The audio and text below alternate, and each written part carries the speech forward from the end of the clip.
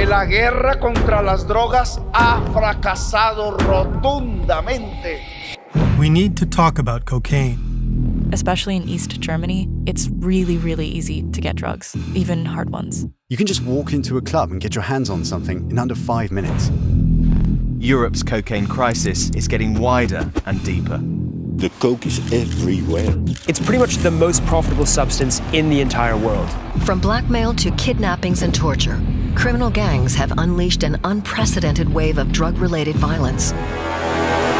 All the big Colombian drug dealers, they going to Europe. It's easier to import the drug. It'll only end up with you being captured or killed. One of the Netherlands' most renowned crime reporters has been shot and seriously wounded in Amsterdam. A set of shipping containers converted into a makeshift prison with a soundproof torture chamber.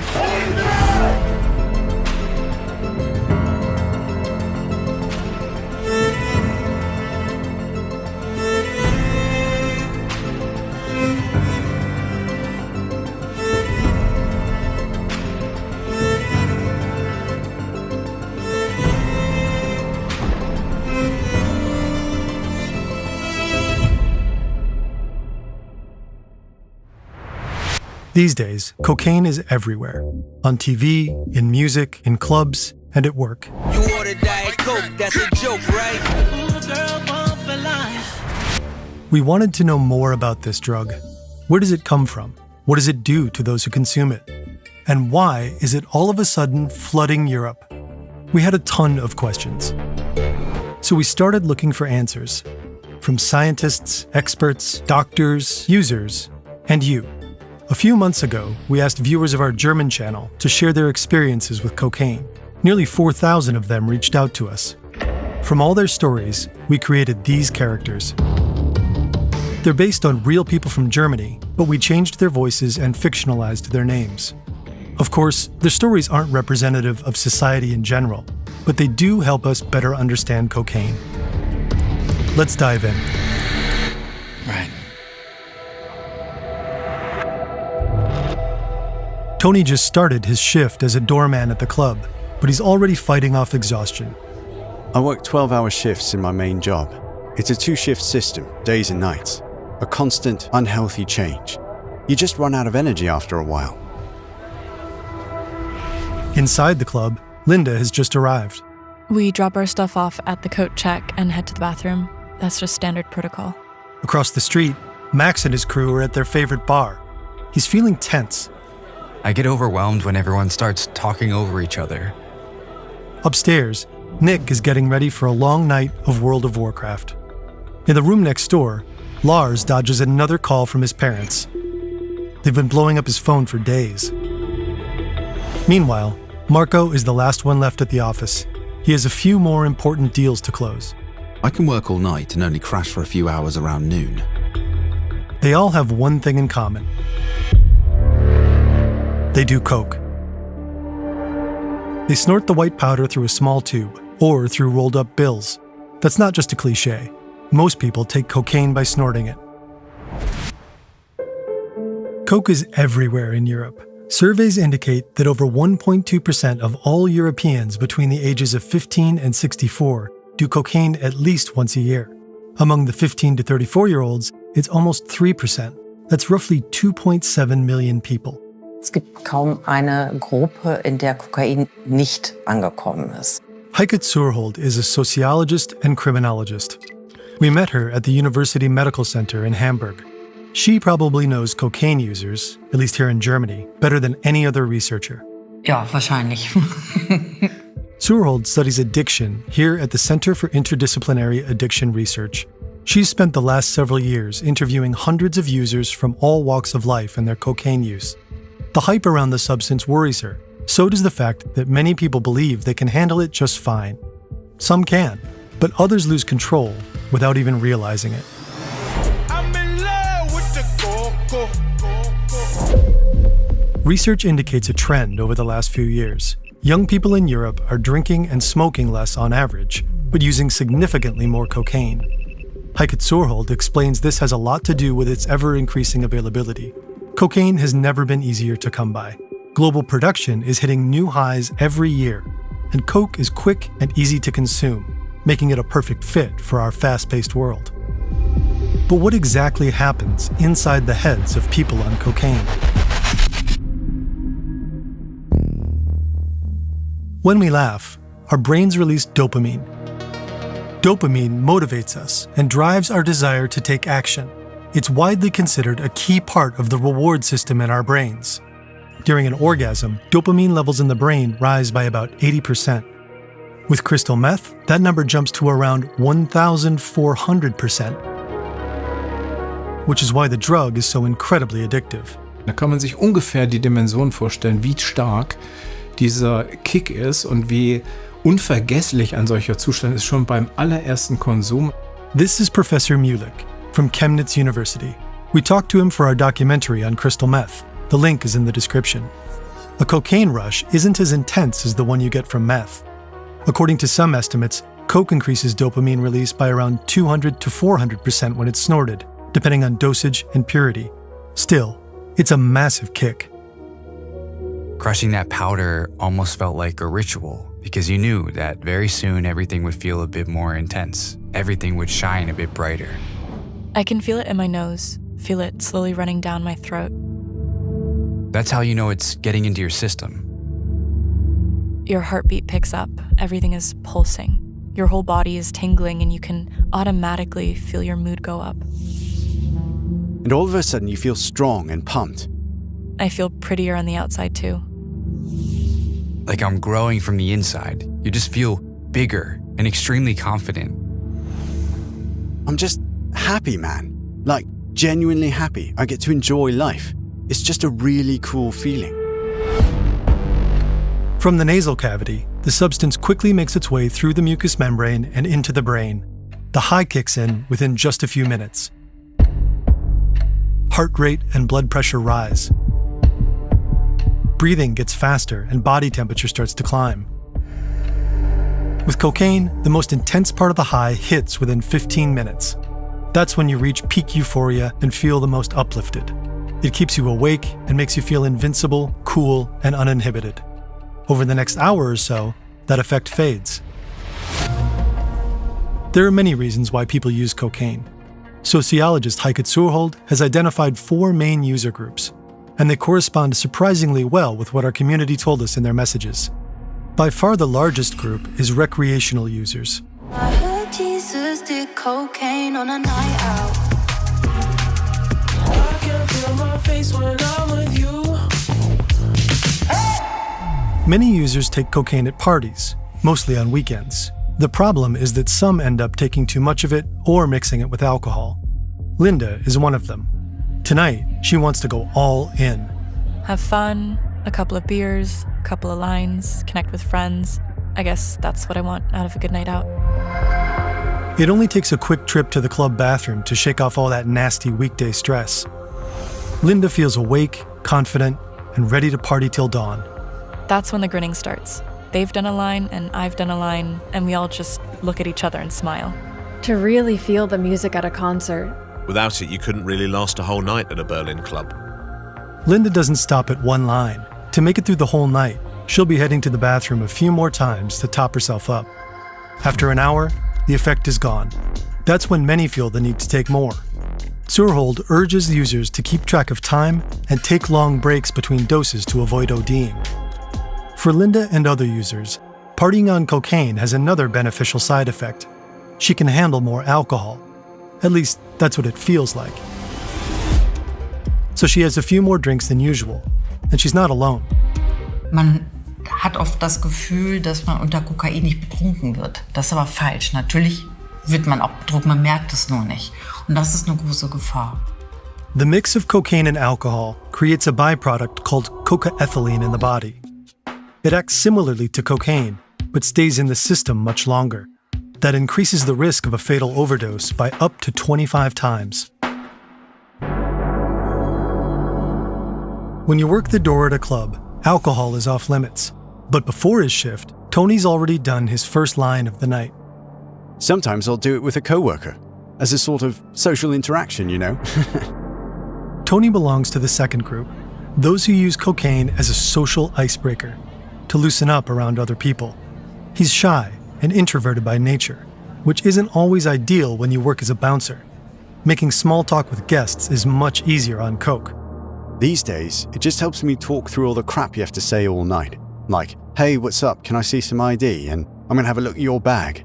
It's always the same small talk, over and over. And Tony's not the only one. Wir haben sozusagen eine Gruppe, die soziale Hemmungen haben, die schüchtern sind, die sagen, ich komme nicht gut in großen Gruppen klar. Da ist Kokain etwas, was ihnen hilft, etwas Hemmung zu verlieren, ein größeres Selbstbewusstsein zu haben. Cocaine heavily stimulates the central nervous system. It boosts the release of dopamine, serotonin, and norepinephrine, among other things. Inhibitions drop, confidence spikes. Some of these effects actually intensify with frequent use, like the inflated sense of confidence. Others, like the burst of euphoria, fade with time. The brain adapts to the substance and develops a certain tolerance. Zurhold explains that the more you integrate cocaine use into your daily life, the rarer the pleasurable effects become. To feel them again, users have to take long breaks. Frequent and excessive use can also have lasting effects on the brain. Studies suggest that cocaine can damage both the structure and function of the brain. Severe cases can even lead to personality changes. Instead of becoming more social, long-term users are often described as increasingly antisocial and narcissistic. That stuff destroys your soul. There's no other way to put it. I was almost pushy with my boyfriend on coke, and more aggressive. But at the same time, I got super sensitive. Coke turns you into an animal. I get so aggressive and barbaric. And sometimes I just enjoy just dropping politeness and randomly screaming at people. Zurhold confirms that aggression is a common behavioral side effect. Many heavy users eventually stop functioning in groups, isolating themselves and retreating into compulsive habits like endless YouTube binges or gaming marathons. Lars hasn't left his room for days.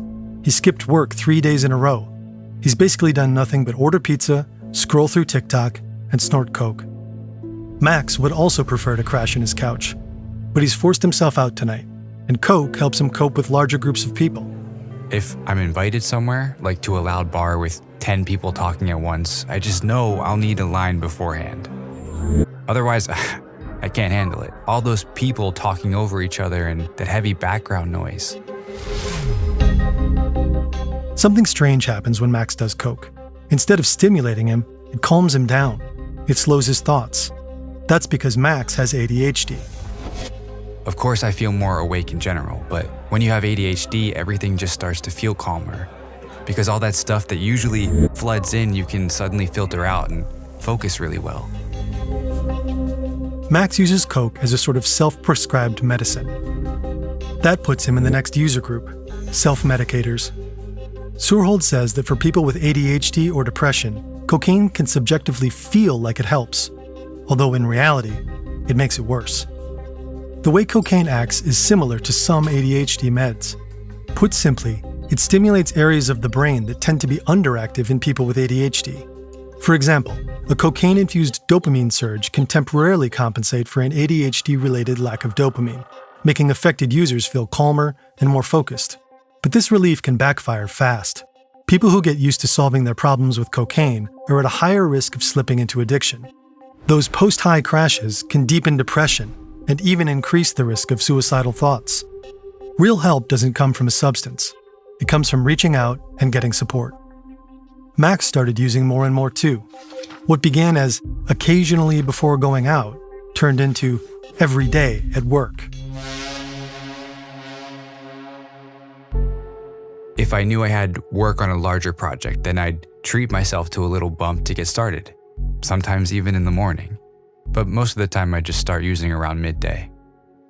That puts him in the last and probably the smallest of the four groups, those who do coke to perform. Zurhold explains that this group includes people who need to deliver, at work, during sports, or in any other setting that requires stamina. Cocaine doesn't actually increase performance, but it keeps users awake, alert, and on the job longer. Marco can barely get through work without it anymore. He's self-employed and often works through the night, only crashing around noon the next day. It's extremely hard for me to keep my sales this high without the substance. It sounds bad, but thanks to coke, I don't depend on any employer. This is a feeling many users in the group share. As a recruiter, I spend days making calls and nights writing emails to potential candidates. I was heavily addicted for 2 years. I had just started my own business and just wanted to keep performing. For a long time, coke had the image of a luxury drug for top-earning, overly ambitious high performers. Second key to success in this racket is this little baby right here. It's called cocaine. Right. But Surhold says that's changed. Those people still exist, but coke has long since reached other worlds. Shift work, for example. To make sure we all get home safe from work at the aluminium plant, I need to stay awake and flawless. The drug is also used in other sectors, like nursing.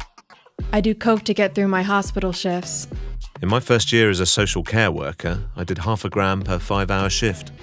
But there's one industry where cocaine seems especially common: restaurants and bars. Starting with bouncers, like Tony. Bartenders. This way I don't get too drunk when I have a drink with the guests. Waiters. I could do the work of 2 waiters when I was on it. And even cooks.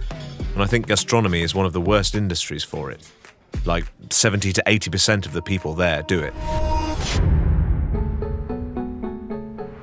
Men especially use coke, roughly 2 to 3 times as much, according to Surhold. No matter who wants it, they can get it.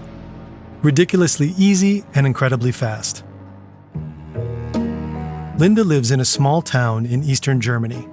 For her, coke is just a phone call away. One call or a short message is all it takes, especially in small towns. People don't expect that.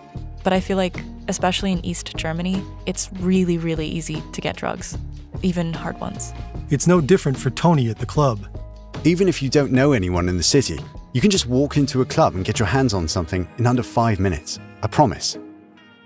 In major European cities like Berlin, Madrid, Vienna, or Amsterdam, so-called drug taxis deliver cocaine right to your door within minutes. In this case, accessibility is part of a much bigger and very serious problem. In other cases, fast and easy access is exactly what you want. Like when you're trying to access your high-end workspace from some picturesque beach cafe halfway across the world. That's where AnyDesk comes in. Their remote desktop application gives you full access to your editing rig and servers from literally anywhere, with lightning-fast connection speeds that feel like you're sitting right in front of the remote machine. You can edit video in real time thanks to audio pass-through, or move massive project files directly between systems. AnyDesk's proprietary codec keeps latency ultra-low and visuals razor-sharp, even on fragile hotel Wi-Fi or your mobile hotspot at the beach. It runs on pretty much all desktop and mobile operating systems, while still playing nice with older devices too. For our team, that means staying creative no matter where they are. Try AnyDesk for free at anydesk.com/fern and stay connected. In most European countries, a gram of coke costs roughly 60 to 80 euros. Some estimates put street prices as low as 20 euros per gram in Luxembourg and up to 140 euros per gram in Finland. Producing that same gram costs just 1 to 3 euros. The difference is pocketed by smugglers, middlemen, and dealers. To further boost profits, the product also gets cut, and sometimes contaminated, with anything that vaguely resembles white powder. Speed, amphetamine, caffeine pills, and milk sugar. But one of the most common cutting agents is levamisole, a medication used to treat parasitic worm infections in large livestock. It looks a lot like cocaine, and, once metabolized, it can even mimic some of its effects. But there's also good news. Well, sort of. Also, wir wissen, dass Kokain momentan eine Reinheitsgehalt von 80% hat. Das heißt, es sind 20% Streckmittel drin. Das war mal viel dramatischer. The 2025 European Drug Report confirms these numbers. Average cocaine purity is on an upward trend and has increased by 34% over the last decade. But higher purity poses new dangers. It increases the risk of overdosing. The purer the substance, the smaller the margin for error. If you don't know how to adjust your dose to match the purity, you're in trouble. In many European countries, drug checking, also known as pill testing, has become a key harm reduction practice. Users can go to qualified facilities to anonymously test substances like cocaine for purity and dangerous additives. You can also test your drugs at many clubs and festivals. We've listed some helpful resources for finding testing sites in the description.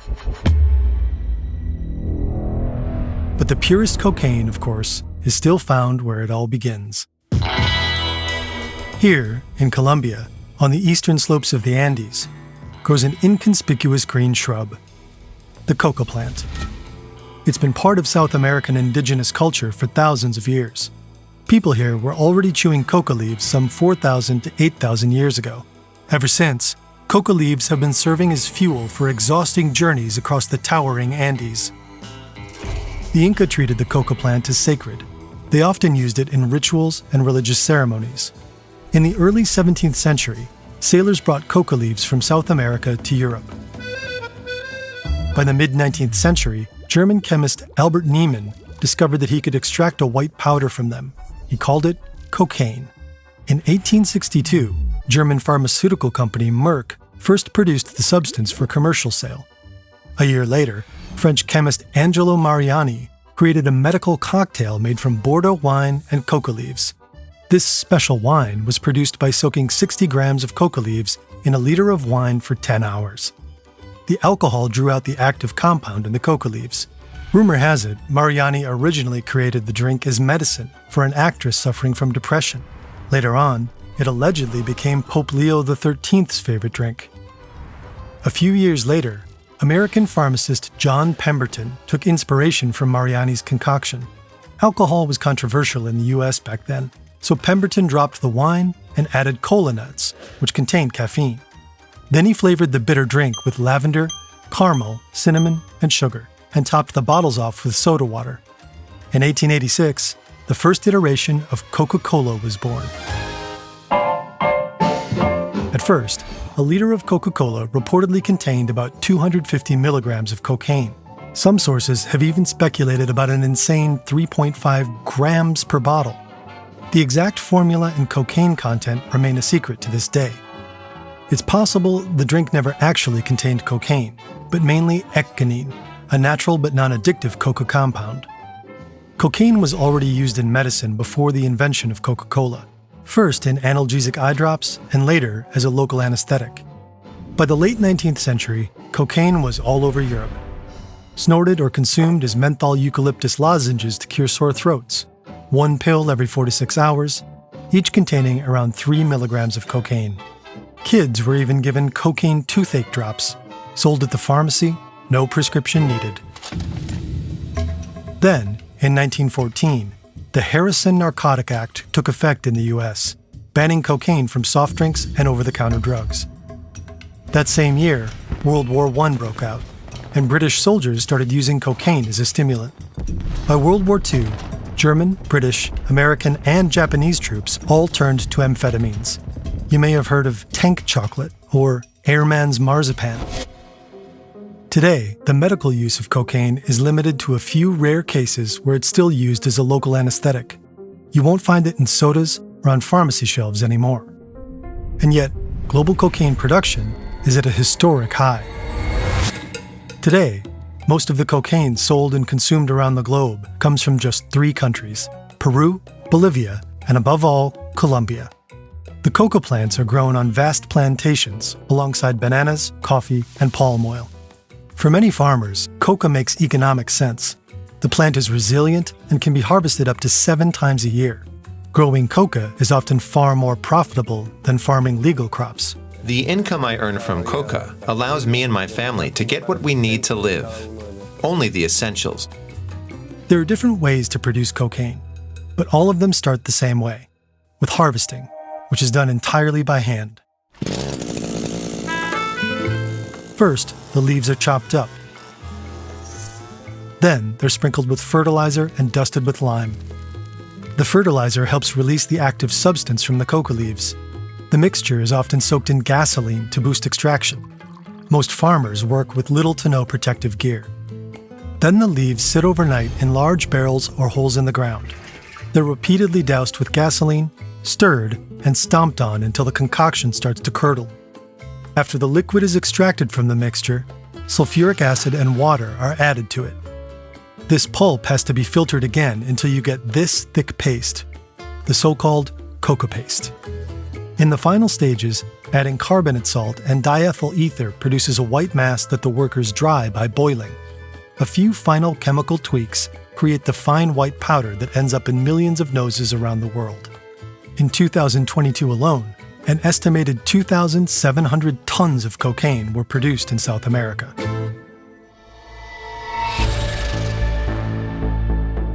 Across the production and supply chains, drug cartels call the shots.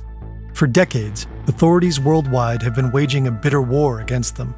In Colombia alone, 6 decades of drug-fueled conflict have killed around 450,000 people, displaced more than 8 million, and forced tens of thousands of children out of school. Some South American countries have been partly labeled failed states. In these regions, extremely rich and powerful cartels have successfully infiltrated and taken control of the government. Que la guerra contra las drogas ha fracasado rotundamente. When we think of cartels, we immediately jump to Pablo Escobar and Colombia's Medellin or Cali outfits. But those big Colombian cartels were dismantled in the 1990s. The resulting power vacuum has been filled by Mexican syndicate. They dominate the global cocaine trade to this day. The most important players are the Sinaloa cartel and the fast-rising Jalisco New Generation cartel, or CJNG. On the ground, they partner with criminal guerrilla groups, the Gulf Clan, Colombia's National Liberation Army, or ELN, or the Central General Staff, EMC. For international distribution, they cooperate with some of the world's most notorious mafia networks, from Chinese triads and the Albanian mafia to Italy's 'Ndrangheta. These criminal organizations each manage local retail in their respective domestic markets. South America has become one of the world's major hubs for organized crime. From here, cocaine fans out to every corner of the globe. There are countless ways to move cocaine across borders. Trafficking to North America is often handled via undeclared flights or clandestine fishing boats.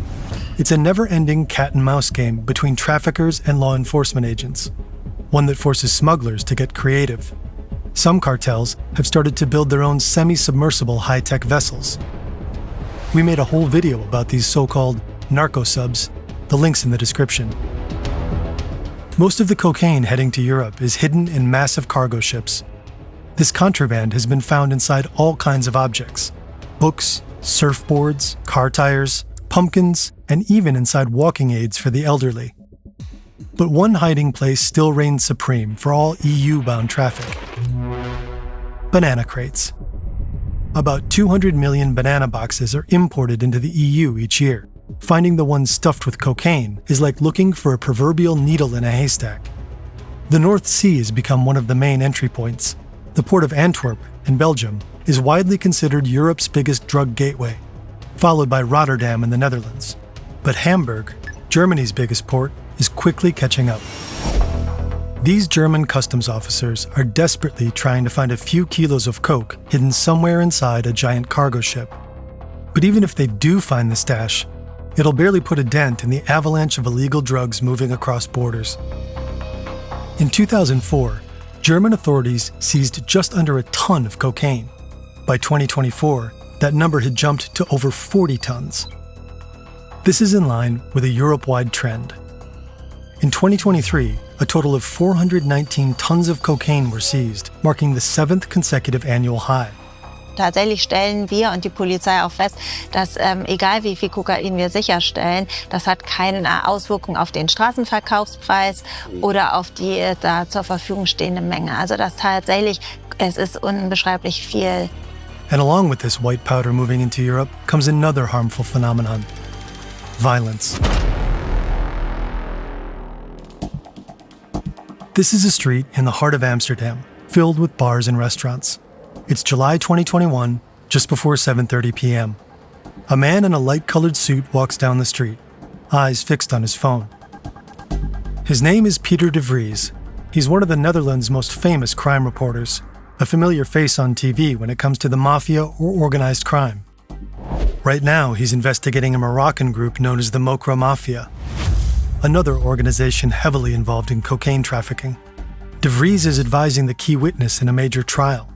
Shortly after the case began, the witness's brother and lawyer were both murdered. De Vries has just left a TV studio. He's heading to a parking garage to get his car. Seconds after he walks down the street, he's followed by a police car. After the car passes around the corner, 5 shots are fired. De Vries is hit several times, at least once in the head. It's a targeted killing. He's rushed to the hospital in critical condition and dies 9 days later. A man who stood for justice. That is exactly what is so unacceptable. That this horrible injustice happened to him. In 2024, 3 men are sentenced to up to 28 years in prison for his murder. Berichten zufolge ließ ihn der Angeklagte mutmaßliche Mafia-Boss auf eine Todesliste setzen. Organized crime long ago gained a foothold in Europe's major cities.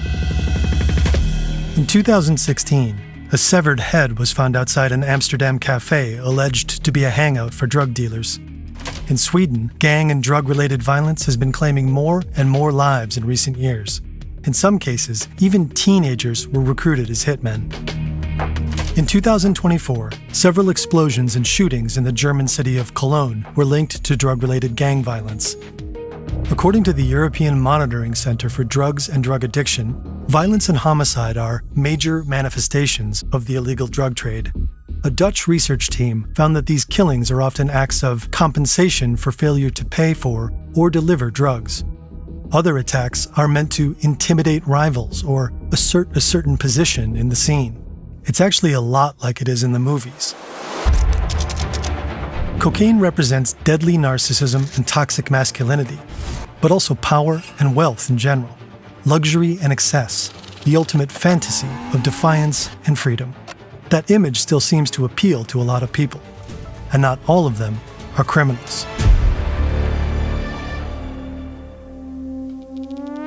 3:52 a.m. Linda's moved on to an after party. Tony's shift is almost over. Marco's hopefully done too. Nick is still playing World of Warcraft. Lars and Max have already called it a night. A new day begins. Depending on how the stuff was cut, I sometimes end up with a bloody nose and a bit of a headache. I actually regret it the next day, like always, and I keep regretting it for a few days after too because I feel sluggish. My nose hurts. Everything kind of tastes like Coke.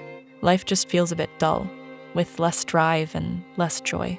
Es ist tatsächlich auch so, dass nach dem Konsum einige Leute von Depressionen berichten, von schlechter Stimmung, von Trübsinn, von Antriebslosigkeit. Also das ist natürlich von Mensch zu Mensch verschieden, aber das ist tatsächlich relativ häufig, dass sowas berichtet wird. Und das kann schon auch mal 2 Tage dauern.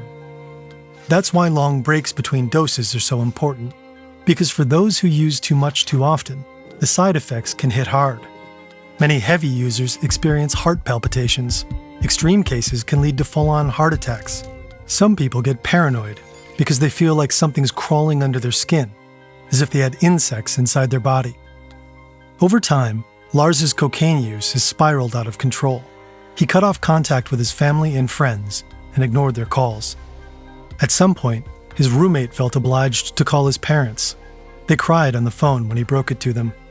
Lars is seriously addicted to coke. He really needs your help.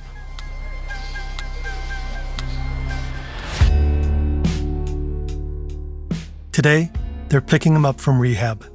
They're in tears again, but this time it's tears of joy. Lars has been clean for 6 weeks, and he's determined to keep it that way. Max has also pulled the plug. For me, it was about money, health, and having to constantly hide it from my family, like my friends and my partner. It just got too exhausting. All of that just to get through the day. Max has been off cocaine for 3 months now, but fighting addiction is anything but easy.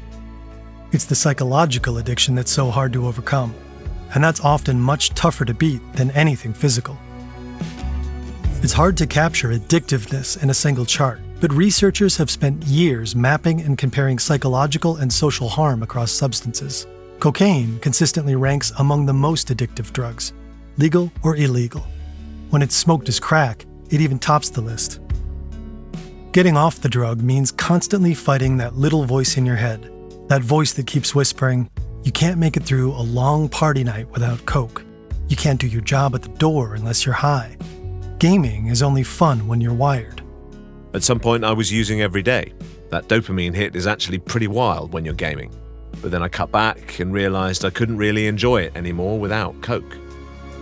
Bei Kokain sehe ich einfach das große Risiko, also dass man eben denkt, man hat das Konsumverhalten noch unter Kontrolle und merkt gar nicht, wie es immer mehr wird. In every new round of World of Warcraft, Niklas has to remind himself that he doesn't actually need coke to enjoy the game. He's been staying clear of the white powder for months now. Es gibt bestimmte körperliche Voraussetzungen, bei denen man definitiv kein Kokain nehmen sollte, weil das einfach dann zu gefährlich ist für den Körper. That's why it's so important to have people like Heike Zurhold doing the work she does, researching, informing, and helping people find a way out before it's too late. Cocaine might seem harmless for some, a boost at work, a party pick-me-up, a quick confidence fix, or an escape from everyday stress. But the illusion of control is part of the trap. Over time, tolerance builds, addiction creeps in, and the risks pile up. Heart problems, paranoia, anxiety, and serious damage to mental health. Cocaine doesn't make life bigger. It slowly takes it apart. For people dealing with depression, ADHD, or emotional struggles, it can be even more dangerous. The post-high crashes can deepen the lows, feed addiction, and even push people toward self-harm. Real help doesn't come from a substance. It comes from connection, from talking to someone, from getting help. So if you're struggling, reach out. Talk to a friend, a therapist, a hotline, anyone you trust. And if you know someone who might need to hear this, send them this video. We need to talk about cocaine. We need to talk to each other.